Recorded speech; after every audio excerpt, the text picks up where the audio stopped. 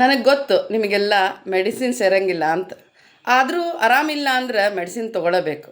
ಹಂಗೆ ನೀವೆಲ್ಲ ಸ್ಕೂಲ್ಗೆ ಹೋಗ್ತೀರಿ ಅಂದ್ರೆ ಬೇಸಿಕ್ ಮ್ಯಾಥ್ಸರ ಕಲಿಯಬೇಕು. ಇವತ್ತು ನಾವೊಂದು ಬೇಸಿಕ್ ಕಾನ್ಸೆಪ್ಟನ್ನು, ಅದು ವೆರಿ ಇಂಪಾರ್ಟೆಂಟಾಗಿ CBSE ಸ್ಟೂಡೆಂಟ್ಸಿಗೆ ಅದ್ರ ಬೇಸ್ಡ್ ಕ್ವಶನ್ಸ್ ಭಾಳ ಕೇಳಲಿಕ್ಕತ್ತಾರೆ ಈಗೀಗ. ಬಟ್ ಟೆಕ್ಸ್ಟ್ ಬುಕ್ನೊಳಗೆ ಅದ್ರ ಬಗ್ಗೆ ಹೆಚ್ಚಿಗೆ ಇನ್ಫಾರ್ಮೇಷನ್ ಇಲ್ಲ. ಆ ಕಾನ್ಸೆಪ್ಟ್ ಇವತ್ತು ಕ್ಲಿಯರ್ ಮಾಡ್ಕೊಳ್ಳೋಣ ಅಂತ. ಇವತ್ತು ನಾವೆಲ್ಲ ಪೊಲಿನಾಮಿಯಲ್ಸ್ ಲೆಸನ್ ಕಲ್ತೀವಿ. ಅದರೊಳಗೆ number of zeros find out ಮಾಡೋದನ್ನು ಗ್ರಾಫ್ ಕೊಟ್ಟಾಗ ನಂಬರ್ ಆಫ್ ಝೀರೋಸ್ ಮಾಡೋದು ಕಲ್ತೀವಿ. ಇವತ್ತು ನಾವು ಕ್ವಾಡ್ರೆಟಿಕ್ ಪೊಲಿನಾಮಿಯಲ್ ಬಗ್ಗೆ ಕಲಿಯೋಣ ಅಂತ, ಅದ್ರ ಗ್ರಾಫ್ ಬಗ್ಗೆ ಕಲಿಯೋಣ ಅಂತ. ಅದ್ರ ಮೇಲೆ CBSE ಅವರಿಗೆ ಭಾಳ ಕ್ವಶನ್ ಕೇಳಿಗತ್ತಾರೆ. General form of quadratic equation ax² + bx + c ಅಂತ ನಮ್ಗೆ ಗೊತ್ತದ.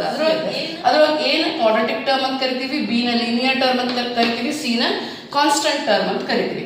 ಇದ್ರದ್ದು ಗ್ರಾಫ್, ಕ್ವಾಡ್ರೆಟಿಕ್ ಇಕ್ವೇಷನ್ ಏನು ಗ್ರಾಫ್ ಹಾಕಿದ್ರೆ ಅದ್ರದ್ದು ನೇಚರ್ ಆಫ್ ಗ್ರಾಫ್ ಸೀದಾ ಯು ಮತ್ತು ಉಲ್ಟಾ ಯು ಈ ಶೇಪ್ನೊಳಗೆ ಬಂದಿರ್ತದೆ.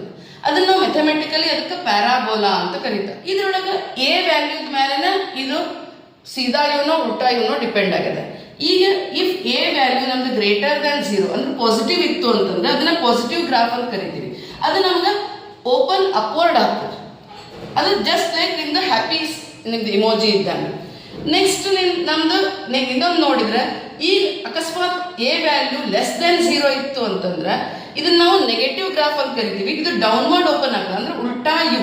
ಅದು ನಿಮ್ದು ಸ್ಯಾಡ್ ಫೇಸ್, ಸ್ಯಾಡ್ ಇಮೋಜಿ ಇರ್ತದಲ್ಲ ಹಂಗಿರ್ತದೆ.